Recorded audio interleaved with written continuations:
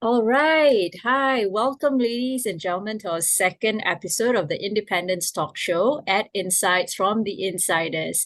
So, this is a series where we speak to industry veterans and thought leaders from marketing and advertising in Southeast Asia to learn from their wealth of experience and expertise in various topics relevant to advertising and marketing.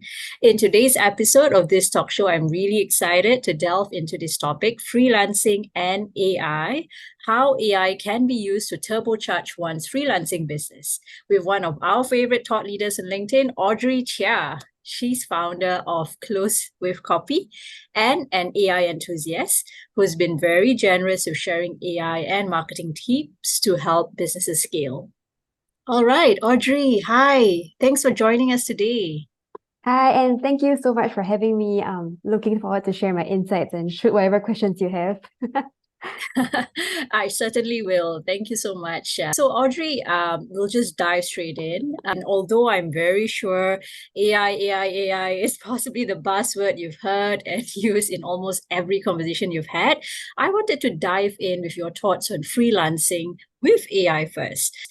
What are your thoughts on freelancing, and when and why did you first decide to start freelancing and setting up your own firm, Close with Copy? Yeah, so I actually started quite some time back, and that was because of two reasons, right?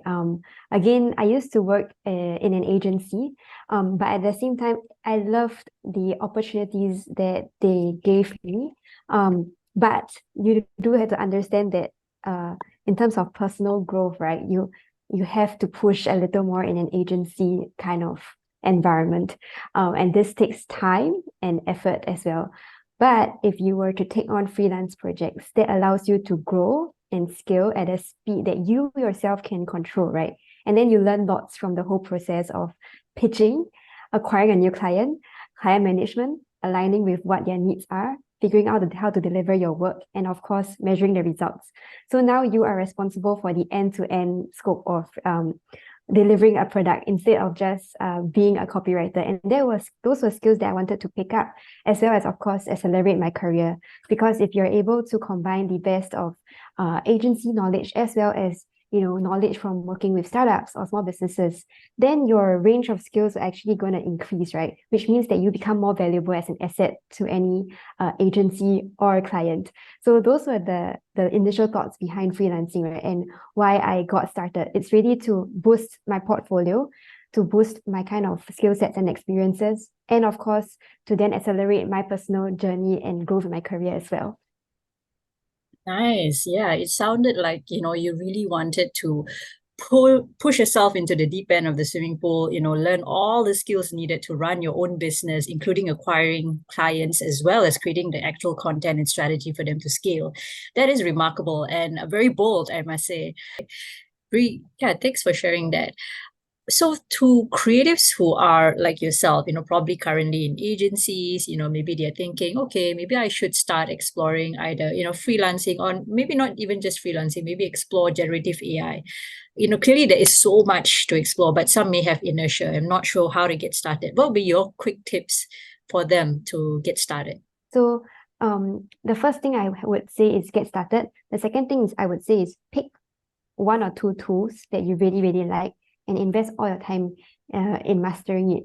So I have friends who, for example, specialize in Midjourney, and then other friends who specialize in customer onboarding flows, right? And then they use to like, for example, Salebill to analyze customers' transcripts. So again, right, every single industry has its own tool that would be, super good for you for work. For me, it's ChatGPT because I'm able to write prompts that work for me. But as AI evolves, I will also evolve, right? So if there is a better tool available, I'm going to test it out and see how I can leverage it. For each tool, you need to dedicate X amount of hours to mastering it. Then that would mean that you can fully maximize it. If you don't, it will almost be like you know a little bit of each tool, but you don't know enough to actually get it to give you the 100%.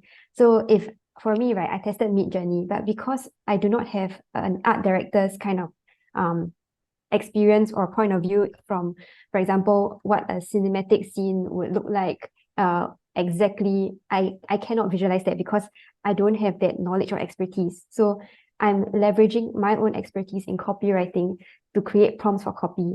So the second thing I want to say is that the people who are best at prompting for a specific thing are the people who already have the experience in that field.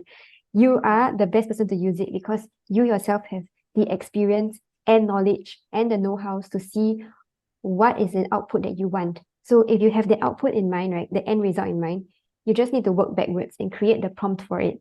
So an art director would be great at Midjourney, a copywriter would be great at ChatGPT, and so on. And that's something I would highly encourage everyone to consider.